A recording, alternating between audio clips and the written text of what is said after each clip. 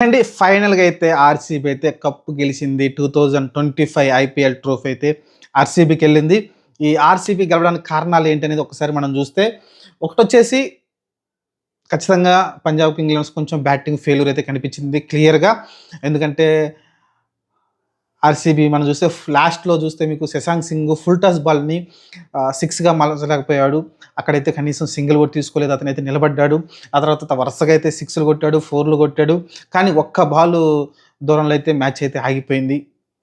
7 పరుగుల తేడాతో అయితే ఓడిపోయింది చూసాం పంజాబ్ కింగ్స్ అయితే. దీనిలో ముఖ్యంగా మనం చూసుకుంటే ఆర్‌సీబీ కొన్ని తప్పులు చేసింది. పంజాబ్ తప్పులు చేసింది.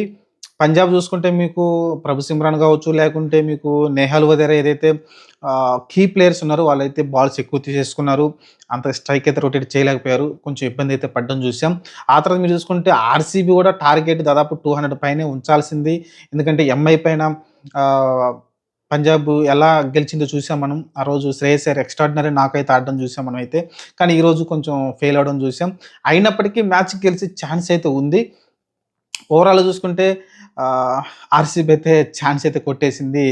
2 పోటాపోటీగా నాకు ఎందుకంటే లాస్ట్‌లో మీరు చూసుకుంటే లాస్ట్ మినిట్ వరకు ఆ లాస్ట్‌లో ఆ ఫుల్ టాస్ బాల్ గనుక 6 మళ్లించుంటే అసలకి ఇంగ ఆర్‌సీబీ మొఖంలో నెత్తురు చుక్క కనిపించుండేది. కానీ అన్‌ఫార్చునేట్‌లీ అది 6గా మళ్ళలేదు. ఆ తర్వాత ఇమ్మీడియేట్‌గా ఇంగ మన విరాట్ కోహ్లీ ఎమోషనల్ అవ్వడం, కళ్ళెంబట నీళ్ళు కూడా పెట్టుకోవడం చూసాం. ఎందుకంటే ఆల్రెడీ ఇంగ నో బాల్ ఏయకుండా ఉంటే ఆటోమేటిక్‌గా మ్యాచ్ గెలిచేస్తారు కాబట్టి స్టేడియం మొత్తం హోరెత్తిపోయింది. సరే ఫస్ట్ టాస్ గెలిసి బ్యాటింగ్ అయితే ఫీల్డింగ్ అయితే ఎంచుకుంది పంజాబ్ అయితే. మంచి డెసిషన్. అలానే అటుపక్క రజత్ పటిదార్ కూడా అదే అనుకున్నాడంట. ఫీల్డింగే చేద్దామని. కానీ స్టార్టింగ్ బ్యాటింగ్‌లో విరాట్ కోహ్లీ క్లియర్‌గా చెప్పినట్టున్నారు ఇన్‌స్ట్రక్షన్స్.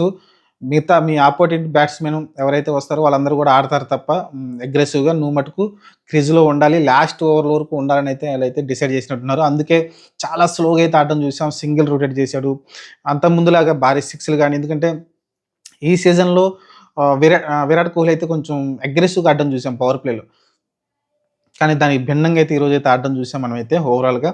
ఆ తర్వాత మీరు చూసుకుంటే ఇంకా విరాట్ కోహ్లీ స్లోగా ఆడడము, స్కోర్ వచ్చేసి 190 దగ్గర ఆగిపోవడము, లాస్ట్‌లో వచ్చిన ఏ బ్యాటర్ కూడా పెద్దగా పెర్ఫార్మెన్స్ అయితే రాకపోవడము, ఇదంతా టార్గెట్ ఈజీగానే ఉంటుంది పంజాబ్‌కున్న టైంలో. పంజాబ్ ఇక్కడ తప్పేం చేసిందంటే పవర్ ప్లేలో చాలా తక్కువ వచ్చిందండి స్కోర్ అయితే. ఎందుకంటే ఆర్‌సీబీ కన్నా కూడా చాలా తక్కువ చేసింది. కనీసం 60 పరుగులు కూడా చేయలేకపోయారు. ఇది చాలా ఇబ్బంది కలిగించింది. ఆర్‌సీబీకి గాని, లేకుంటే పంజాబ్ గాని ఒకవేళ ఆర్‌సీబీ ఓడిపోయినా గూడా పవర్ ప్లేలో స్కోర్ అయితే తక్కువొచ్చింది. ఇక్కడ పంజాబ్ ఓటానికి కూడా కారణం గూడా పవర్ ప్లే అయితే స్కోర్ అయితే చాలా తక్కువ రావడం చూసాం. ప్రభు సిమ్రాన్ చాలా స్లోగా ఆడడం చూసాం. టైమింగ్ కాలేదు. ఆ తర్వాత మీరు చూసుకుంటే Nehal Wadhera last time match మంచిగా ఆడిన పర్సన్ అయితే అతను కూడా ఆడలేదు. ఓవరాల్‌గా స్టాయినిస్ మంచి 6 కొట్టాడు. ఆ తర్వాత ఇమ్మీడియేట్‌గా అయితే ఔట్ అవ్వడం చూసాం. ఇలా అయితే కొన్ని కొన్ని మిస్టేక్స్ అయితే జరిగిపోయినాయి. ఎందుకంటే స్టాయినిస్ ఉన్నా కూడా ఒక 2, 3 భారీ 6లు కొట్టుంటే ఆటోమేటిక్‌గా పంజాబ్ వైపు మ్యాచ్ వచ్చి ఉండేది. కానీ ఆ టైంలో వరుసగా అయితే వికెట్లయితే పడిపోవడం చూసాం. ఒమర్ జాయ్, స్టాయినిస్ వరుసగా అయితే వికెట్లయితే పడిపోవడం చూసాం మనమైతే. దాని కారణంగా అయితే ఆర్‌సీబీ అయితే ఇంక్లూడ్ అయింది. కానీ ఒక మంచి మ్యాచ్ అయితే చూసామండి. ఎందుకంటే 2 టీమ్‌లు చాలా స్ట్రాంగ్‌గా కనిపించినాయి. ప్రతి దాంట్లో కూడా ఎందుకంటే బౌలింగ్ డిపార్ట్‌మెంట్ చూసుకుంటే చాలా యూనిటీగా అయితే ఆర్‌సీబీ అయితే కనిపించింది. హాజెల్‌వుడ్ కొంచెం ఎక్కువ ఎక్స్‌పెన్సివ్ అయినప్పటికీ క్రూషియల్ వికెట్ అయితే తీసుకోవడం చూసాం. ఆ తర్వాత మీరు చూసుకుంటే భువనేశ్వర్ కుమార్ గాని, యష్ దయాల్ గాని, మీరు చూసుకుంటే ఆహ్, మిగతా మిగతా బౌలర్స్ చాలామందున్నారు. షెపర్డ్ గావచ్చు, ఒక మంచి వికెట్ తీసుకున్నాడు. అతను గావచ్చు, ఎక్స్‌ట్రార్డినరీగా హ్మ్. కృణాల్ పాండ్యా గావచ్చు, అందరైతే తలా ఒక వికెట్ అయితే తీసుకోవడం చూసాం. ఓవరాల్‌గా అయితే ఆహ్, శ్రేయస్ శర్మ గావచ్చు, మీరు చూసుకుంటే అందరు బౌలర్ అయితే ఒక హైజల్‌వుడ్ తప్ప మిగతా వాళ్ళందరూ కూడా చాలా కట్టడిగా అయితే బౌలింగ్ చేసి మ్యాచ్‌నైతే విజయంలో వాళ్ళకైతే దోహదపడ్డారనుకోవచ్చు ఒక రకంగా చెప్పాలంటే. ఇంక బ్యాటింగ్ విషయానికొస్తే మీకు తెలిసిందే గదా! 2 టీముల్లో కొంతమంది ఫెయిల్ అయ్యారు. మంచి హిట్టర్స్ అనుకున్న వాళ్ళందరూ కూడా ఫెయిల్ అయ్యారు. ఇక్కడ చూసుకుంటే శశాంక్ సింగ్ లాస్ట్ వరకు పోరాడాడు తప్ప మ్యాచ్‌నైతే గెలిపించలేకపోయాడు. కానీ దానికి ముందు కొంచెం శ్రేయస్ అయ్యర్ నుంచి కొంచెం ఆ కెప్టెన్సీ నాకు కనీసం ఒక 20 రన్స్ ఏదైనా అగ్రెసివ్ నాకొచ్చుంటే బాగుండనిపించింది. కానీ అక్కడైతే రాలేదు శ్రేయస్ అయ్యర్ నుంచి. కానీ క్రూషియల్ మ్యాచ్‌లో అయితే ఫెయిల్ అయ్యాడు శ్రేయస్ అయ్యర్. బ్యాడ్ లక్ ఎందుకంటే వరుసగా 2 ట్రోఫీలు గెలిపించిన కెప్టెన్‌గా అయితే ఉండిపోయేవాడేమో. ఎందుకంటే లాస్ట్ టైము కేకేఆర్ మీద గెలిచారు కాబట్టి ఇప్పుడైతే ఈ మ్యాచ్ గెలిచుంటే ఖచ్చితంగా తనకొక మంచి పేరైతే వచ్చుండేది. చూద్దాం. అన్‌ఫార్చునేట్‌లీ అతని బ్యాడ్ లక్. శ్రేయస్ అయ్యర్. కానీ ఆర్‌సీబీ గెలిచింది. తెలిసిందే కదా! ఆర్‌సీబీ చాలా అగ్రెసివ్‌గా అయితే ముందుకెళ్తూ ఉంది.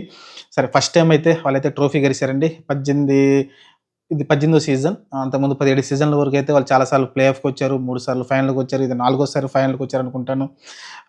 చాలా సార్లయితే వాళ్ళు కష్టపడ్డారు. కానీ ఓవరాల్‌గా అయితే ఆర్‌సీబీ అయితే ఈరోజు గెలిసింది. చూద్దాం. నేనైతే పంజాబ్ గెలిస్తే బావుంటదనుకున్నా. ఎందుకంటే చాలా వాళ్ళ ప్లేయర్స్ గాని, వాళ్ళందరూ గాని చాలా హ్మ్. అంటే ఆర్‌సీబీ కొన్ని లక్కుల మ్యాచ్‌లు గెలిచింది. కానీ పంజాబ్ అయితే చాలా కష్టపడి పైకొచ్చినట్టయితే అనిపిస్తుంది. టాప్ 1లో ఉందంటే చాలా కష్టపడొచ్చింది.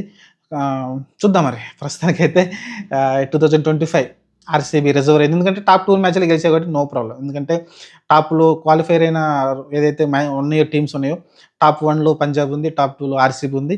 ఈ 2 టీమ్‌లే గెలిచాయి కాబట్టి నో ప్రాబ్లమ్. ఎందుకంటే మీరు ఎంఐ గెలిచుంటే ఇంకా వేరేలాగుండేది. ఫిక్సింగ్, ఆ ఫిక్సింగ్, ఈ ఫిక్సింగ్ అని అలా ఏమి లేకుండా ఆర్‌సీబీ కలిసి ఒక వారం, 10 రోజులైతే ఈ రచ్చ అయితే నడుస్తుంది. గట్టిగా అయితే ఇంగ సోషల్ మీడియాలో ఆర్‌సీబీ పైనైతే చూద్దాం మరి ఏం జరుగుద్దో. ప్రస్తుతానికైతే కంగ్రాచ్యులేషన్స్ టు ఆర్‌సీబీ అలానే విరాట్ కోహ్లీ. ఎందుకంటే 17 సంవత్సరాలుగా ఆర్‌సీబీని తన భుజాలపైన మోసుకుంటూ వచ్చాడు. ఈ సీజన్ కూడా మంచిగా ఆడడం చూసాం. మరి దాని ఫలితం ఈరోజు కనిపించింది. కానీ ప్రతి సీజన్‌లో కూడా ఒకళ్ళిద్దరు ప్లేయర్ మంచిగా ఆడుతూ ఉండేవాళ్ళు. విరాట్ కోహ్లీ పైన చాలా ప్రెషర్ అయితే ఉండేది. కానీ ఈ సంవత్సరం విరాట్ కోహ్లీతో పాటు సాల్ట్ కావచ్చు, లేకుంటే మీకు మంచి ప్లేయర్స్ కృణాల్ పాండ్యా బౌలింగ్ కావచ్చు, హాజెల్‌వుడ్ కావచ్చు, లేకుంటే భువనేశ్వర్ కావచ్చు, ప్రతి ప్లేయర్‌లో సోయాస్ కావచ్చు, ప్రతి ప్లేయర్ కూడా ఏదో ఒక టైంలో షెఫర్డ్ కావచ్చు, ప్రతి ప్లేయర్ ఏదో ఒక టైంలో అయితే ఒక మంచి టిమ్ డేవిడ్ కావచ్చు, అతని మ్యాచ్ ఆడలేదు. లియామ్ లివింగ్స్టన్ ఆడిచ్చారు. ఆ 2 మ్యాచ్‌లు పెద్దగా ఏమి ఆడలేదు. కానీ ప్రతి ఒక్కళ్ళు ఒక మ్యాచ్ విన్నర్ అయితే పుట్టుకొచ్చారు. అంతకుముందు ఓన్లీ డిపెండ్స్ విరాట్ కోహ్లీ మీద ఉండేది. కానీ ఈసారి టీమ్ వర్క్ కనిపించింది ఆర్‌సీబీలో. అందుకని ఈ విజయం సాధించారు. Congratulations to RCB team.